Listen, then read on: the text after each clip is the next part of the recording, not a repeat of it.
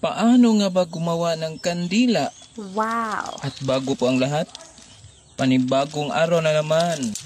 Good morning! January 1, 2025. Tutawin ang pinainit na wax. Magkuha ng pinatunaw na wax. Yes! At ilipat sa ibang kaldero. Salain ang mainit na wax. Wow! Ito ang mga candle wick na nilagay natin sa wick hanger ng paisa-isa hanggang sa pinakahuling wick hanger. Wow! At isawsaw ulit ang pinakauna, pangalawa, pangatlo, at hanggang sa pinakahuling wick hanger. Paulit-ulit lang hanggang sa ang mga ito'y nasa insaktong timbang o laki. I-maintain ang temperature ng wax.